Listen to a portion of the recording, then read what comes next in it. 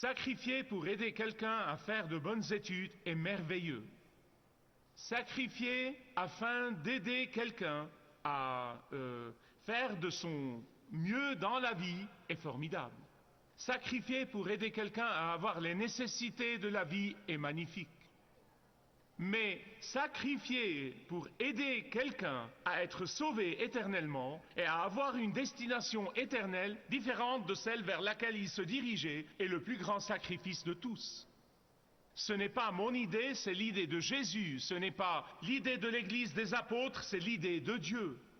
Je vous prie d'ouvrir avec moi, s'il vous plaît, à Marc chapitre 2, 1 à 12. J'ai essayé d'imaginer ce scénario et j'ai essayé de le revivre, et si vous avez grandi comme moi dans une culture avec les masses, vous serez capable de le visualiser, mais si vous n'avez jamais été dans une scène de foule, vous ne pourrez pas le faire. Si vous ne vous êtes jamais trouvé pris au milieu d'une foule, d'une masse d'hommes, une quantité de corps de partout, vous ne pourrez pas le visualiser, mais je ferai de mon mieux pour vous faciliter la tâche, car quand j'étais petit garçon, je me suis trouvé pris dans une de ces foules, une de ces masses de gens, et j'ai failli être piétiné.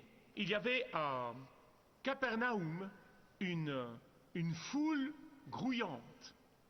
Il n'y avait pas de place pour un autre corps qui puisse se glisser dans la foule. Même pas devant la maison, encore moins à l'intérieur de la maison. Mais il y avait 4 hommes qui non seulement devaient lutter pour pouvoir se glisser entre ces masses de gens, mais ils devaient encore porter une civière sur laquelle était couché leur ami. Leur ami, évidemment, était un tétraplégique, car il était sur une civière. Normalement, un paraplégique était porté par 2 personnes face à face, et même aujourd'hui, dans les endroits où il n'y a pas de fauteuil roulant, on fait toujours ça. La scène était si décourageante, pour ne pas dire plus, pour ces 4 hommes. Personne ne voulait bouger et leur faire de la place. Ils étaient tous venus à Jésus pour satisfaire à leurs besoins et ils n'étaient pas prêts de laisser leur espace et de sacrifier leur place. C'était un mur impénétrable d'hommes. C'était un mur inébranlable d'hommes. C'était un mur solide comme le roc. Mais ces 4 braves hommes avaient pris la décision de s'engager. Ils allaient quitter leur zone de confort pour amener leur ami aux pieds de Jésus et rien n'allait les en empêcher ou les arrêter.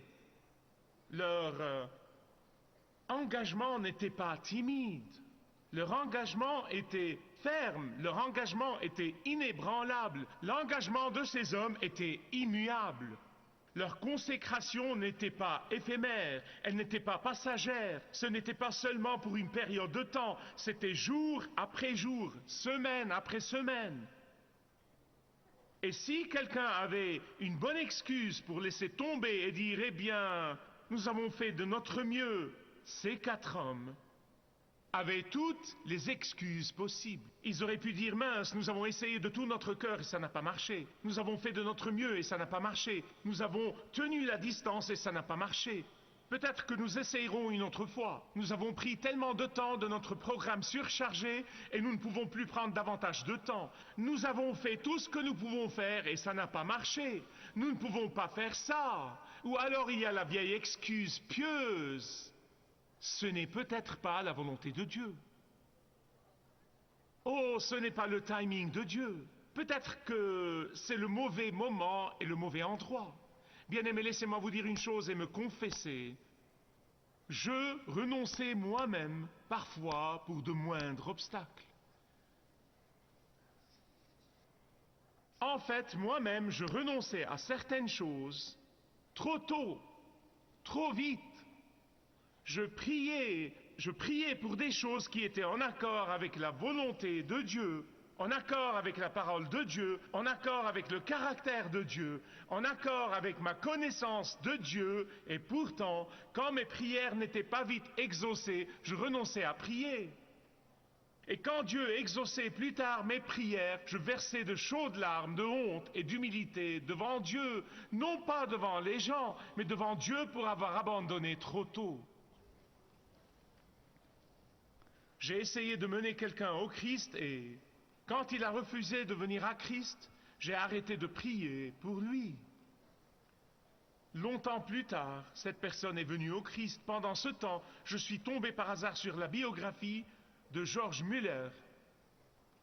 Et la vie de cet homme est devenue une réprimande pour moi. Il était un homme de foi, il faisait confiance à Dieu, il priait pour des miracles surnaturels et ils se produisaient rapidement, mais ils n'étaient pas tous instantanés. Il a prié pour que des personnes viennent au Christ pendant 23 ans. Je n'ai pas pu persévérer pour 23 jours. J'ai commencé donc à apprendre de George Muller la persévérance dans la prière. J'ai commencé à apprendre la persévérance dans l'effort. J'ai commencé à apprendre la persévérance face aux obstacles insurmontables. Si vous regardez ce passage biblique, la Bible ne donne pas beaucoup de renseignements à leur sujet. Nous n'avons pas beaucoup de renseignements sur leur identité. Nous ne connaissons pas leur nom, nous ne connaissons pas leur profession, nous ne connaissons pas leur provenance, nous ne connaissons pas d'où ils venaient, nous ne connaissons pas leur origine, nous ne connaissons pas leur niveau d'éducation, nous ne connaissons pas quelles étaient vraiment leurs connaissances bibliques. Ah, mais nous savons deux choses, et elles viennent de ce que nous voyons ici dans le texte. Premièrement, ils avaient une foi inébranlable en Jésus. Et deuxièmement, ils avaient un engagement irrépressible à la délivrance de leur ami. Ils avaient une foi inébranlable en Jésus. Ils savaient que Jésus seul pouvait sauver leur ami. Ils savaient que Jésus seul pouvait les sortir de leur dilemme. Ils ont probablement essayé d'autres possibilités et d'autres choses et d'autres moyens et d'autres personnes, mais rien n'a marché. Et ces 4 hommes savaient que Jésus seul pouvait satisfaire aux besoins désespérés de leur ami, que Jésus seul pouvait donner à leur ami ce que personne d'autre ne pouvait lui donner, que Jésus seul pouvait guérir le corps et guérir l'âme, que Jésus seul pouvait faire le vrai miracle dont il avait besoin, que Jésus seul pouvait toucher ses infirmités physiques et spirituelles et le guérir entièrement, que Jésus seul pouvait lui donner la tranquillité d'esprit qu'il cherchait. Et c'est pourquoi ils ont persisté. Et c'est pourquoi ils n'ont pas permis aux difficultés de les arrêter. Ils n'ont pas permis à la foule de les entraver. Ils n'ont pas permis à la perplexité de la situation de les dissuader. Ils n'ont permis à rien, à quoi que ce soit, de leur faire obstacle, même pas le sacrifice personnel. J'ai lu il n'y a pas longtemps l'histoire d'un bateau qui a coulé et beaucoup de ses passagers se sont noyés. Parmi ceux qui ont péri dans ce malheureux vaisseau, il y avait 129 officiers de l'armée du salut. Quand leurs cadavres ont été sortis plus tard, aucun d'eux ne portait un gilet de sauvetage. Les survivants ont raconté que ces serviteurs fidèles de Dieu ont réagi avec calme et avec confiance quand les passagers ont été informés du sort inévitable du bateau. Vous voyez, il n'y avait pas assez de gilets de sauvetage à bord. Ils ont donc enlevé les leurs avec confiance et les ont donnés aux autres. Et on les a entendus dire: nous connaissons le Sauveur et nous sommes prêts à le rencontrer, mais les autres pas. Et ils se sont noyés en chantant les louanges du Seigneur. Pas étonnant que la devise du général William Booth, le fondateur de l'armée du salut, soit de 2 mots: les autres. Ces mots ont pris un nouveau sens et une nouvelle signification, comme le message de la mort de ces 129 officiers de l'armée du salut retentissait dans le monde entier. Ils avaient une foi inébranlable en Jésus. Ces 4 hommes ont grimpé sur le toit de la maison.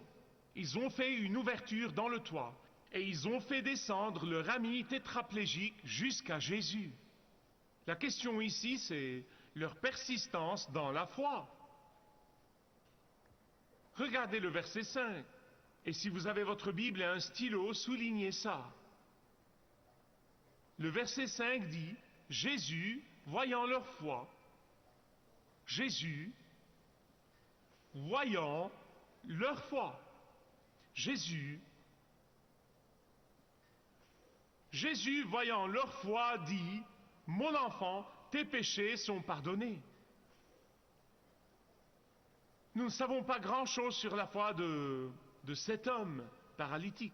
Nous n'en savons pas grand-chose. Peut-être qu'il avait la plus grande foi de tous, nous ne savons pas. Jésus n'a pas parlé de sa foi, il a parlé de leur foi. Voyons leur foi. Ne manquez pas ça, ne manquez pas ça, ne le manquez pas. Quand vous essayez de présenter quelqu'un à Jésus, quand vous essayez d'amener quelqu'un aux pieds de Jésus, peut-être qu'il ne sait pas grand-chose sur la Bible, peut-être qu'il ne sait pas grand-chose sur la foi, peut-être qu'il ne sait pas exprimer son besoin désespéré du pardon et de la libération de la culpabilité et de la flamme dans son esprit. Peut-être qu'il ne peut pas comprendre comment et pourquoi Jésus seul peut pardonner les péchés, mais ça n'a pas d'importance. Dieu voit votre foi. Dieu voit votre engagement. Dieu voit votre désir de voir les autres sauvés. Dieu honore votre désir de les voir pardonnés. Et ainsi, Dieu répond à votre désir en prenant des mesures pour honorer votre foi. Ils avaient une foi inébranlable en Jésus. Deuxièmement, ils avaient un engagement irrépressible pour le salut de leur ami.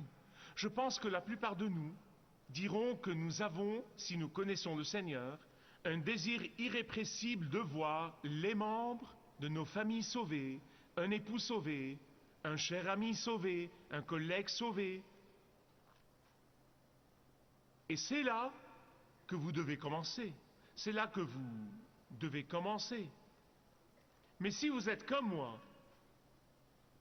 et que toute votre famille est sauvée, vous vous complairez dans votre bienheureuse assurance et vous vous direz « Je suis sauvé, ma famille est sauvée, mes collègues sont sauvés, je ne dois rien faire ».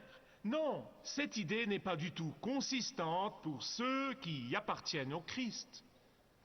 Votre foi en Jésus, donc, doit être exercée en faveur de quiconque le Seigneur met sur votre chemin. Ces 4 hommes voulaient non seulement que leur ami soit guéri, mais encore qu'il soit sauvé éternellement. Et c'est pourquoi Jésus a dit à l'homme, tes péchés sont pardonnés. Ces 4 hommes savaient très bien que seul Jésus pouvait pardonner les péchés. Malheureusement, il y a aujourd'hui tant de pratiquants qui ne savent pas qui est Jésus. Ils croient qu'ils le savent, mais ils ne le savent pas. Ils mènent leur vie comme s'ils ne le savaient pas. Il y a tant de gens qui montent en chair et prêchent Jésus, mais qui ne savent pas qui est Jésus. Ils pensent qu'ils savent, mais ils prêchent le mauvais Jésus. Notre Dieu s'est complètement révélé en Jésus, mais pas le leur. Notre Dieu nous permet de le connaître personnellement, mais pas le leur. Notre Dieu est un Dieu connaissable, mais pas le leur. Notre Dieu est un Dieu qui se révèle à nous dans sa parole, mais pas le leur. Notre Dieu demeure en nous par son Esprit Saint, mais pas le leur. Je crois à la connaissance. Je pense que la connaissance est très importante. Je sais qu'il y a eu des époques dans le passé où les chrétiens attaquaient toujours la connaissance et les études, et ainsi de suite. Mais pas moi. La connaissance est merveilleuse, car la connaissance mène toujours, si la personne est sincère, elle mène à la vérité. En fait, la connaissance de Dieu pour nous, les croyants chrétiens, est l'échelle sur laquelle gravit la foi. La connaissance de Dieu est le tremplin sur lequel la foi prend un élan en avant. Et c'est pourquoi nous n'avons pas peur de connaître notre Dieu comme eux. Ces hommes n'ont pas amené leur ami nécessiteux chez n'importe quel vieux rabbin, n'importe quel vieux professeur. Non, ils l'ont amené au Messie de Dieu. Ils l'ont amené au seul qui peut guérir le corps et l'esprit et l'âme. Notre foi est bâtie sur rien de moins que savoir, sans l'ombre d'un doute, que Jésus et Jésus seul peut sauver éternellement, que Jésus et Jésus seul peut pardonner nos péchés, que Jésus et Jésus seul peut nous racheter de l'abîme de l'enfer.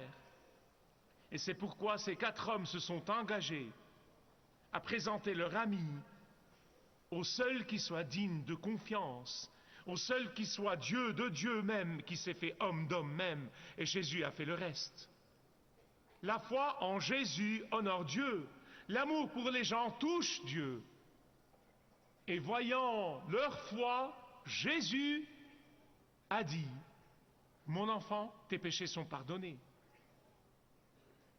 Remarquez que la Bible dit que les marchands de religion étaient là, je vous l'assure. Si j'étais là, j'aurais été l'un d'eux. Donc je ne condamne personne. Pour qui se prend-il pour pardonner les péchés des gens? Bien sûr. Vous voyez? Rien n'a changé, n'est-ce pas? Si j'étais un spectateur là, si je regardais là, j'aurais dit, mince alors, pourquoi ne pas le guérir d'abord et sauver son âme par la suite? Pourquoi ne pas le remettre sur pied d'abord, avant de lui dire qu'il a besoin d'être sauvé et qu'il a besoin d'être pardonné? Oh, mais écoutez, c'est peut-être ma priorité, mais pas celle de Jésus. Dieu merci. Jésus a établi la priorité là où elle doit être.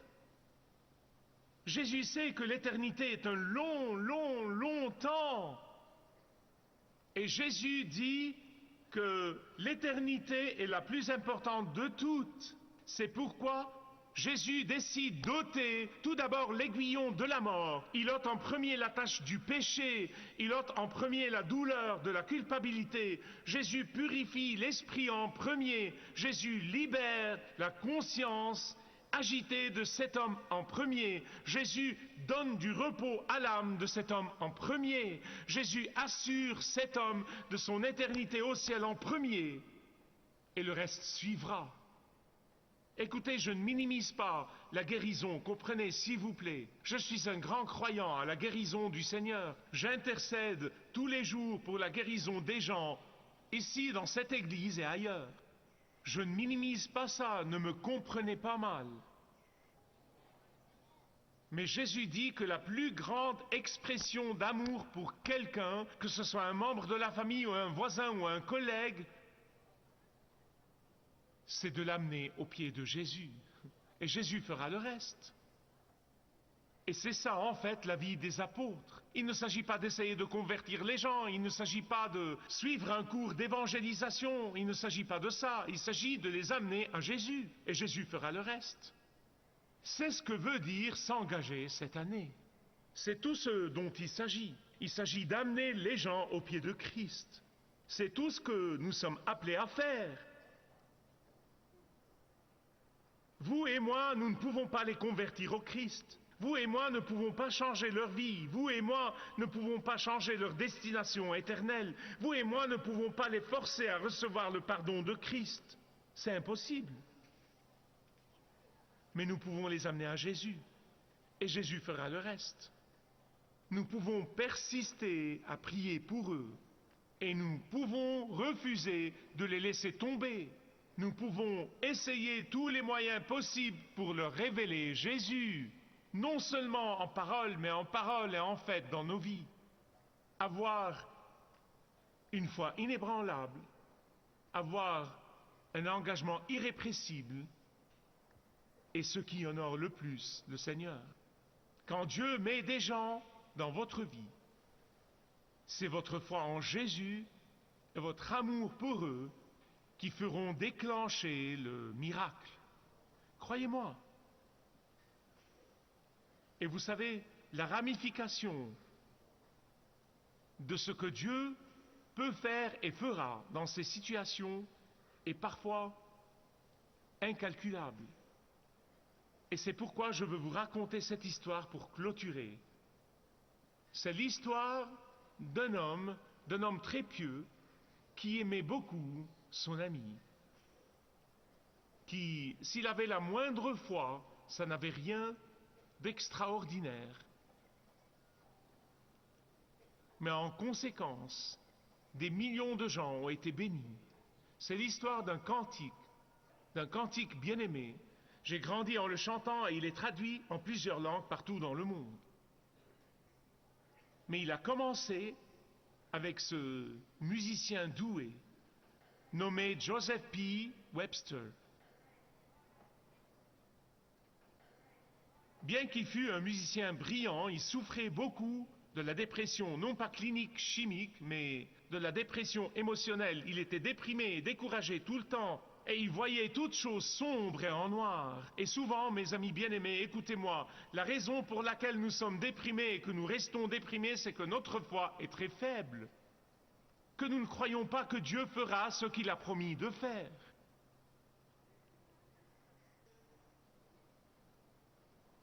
Et donc, un jour où il était vraiment déprimé, dans une humeur très mélancolique, un ami intime chrétien l'a visité, un écrivain de cantiques. Alors, ce type était musicien, il écrivait de la musique, mais son ami, nommé Fillmore Bennett, était auteur de textes chantés. Bennett priait constamment pour ses amis. Il intercédait constamment pour ses amis. Il essayait constamment d'encourager ses amis. Mais il savait qu'il avait besoin de quelque chose pour sortir son ami de cette tombe sombre de dépression, d'amener la guérison à son esprit défaillant. Il savait que son ami était un compositeur très doué. Bennett est venu le voir, et quand il a vu sa condition, il a écrit un poème pour l'amener à penser au-delà de lui-même, au-delà de sa dépression. En fait, pendant cette visite à Joseph, Bennett lui a demandé « Comment te sens-tu » Et l'homme, comme la plupart des gens déprimés, a dit « Eh bien, je crois que j'irai mieux bientôt. » Bennett s'est exclamé à haute voix, il a dit « Je sais que c'est vrai », il a dit « Les épreuves peuvent nous apporter une grande gloire dans le doux bientôt ». Inspiré par son ami malade, il a commencé à écrire les versets suivants. Et quand Joseph a entendu ces versets, ses yeux ont étincelé, il a marché d'un pas allègre et presque immédiatement, il fut complètement élevé de la tombe de dépression à une nouvelle hauteur. Quand Joseph a entendu les paroles que Bennett avait écrites, il a immédiatement pris son violon et il a commencé à jouer la mélodie de ce qui est devenu plus tard un cantique bien-aimé dans le doux bientôt, que nous chanterons bientôt. Il y a un pays qui est plus beau que le jour, et par la foi, nous pouvons le voir de loin. Car le Père veille à nous préparer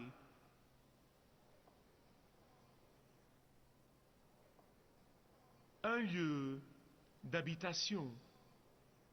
Nous chanterons sur ce beau rivage la chanson mélodieuse des bienheureux, et nos esprits ne seront plus affligés, pas un soupir, grâce aux bénédictions du repos. C'est un homme qui avait une foi inébranlable en Jésus et un engagement irrépressible envers son ami. Et tous les deux ont béni des millions de gens partout dans le monde. Merci de regarder ce programme. Marcher avec le guide est un programme et un ministère de Kingdom Set que je vous présente chaque jour en anglais, en arabe et en français, dans l'espoir que Dieu l'utilise pour vous toucher et toucher vos besoins.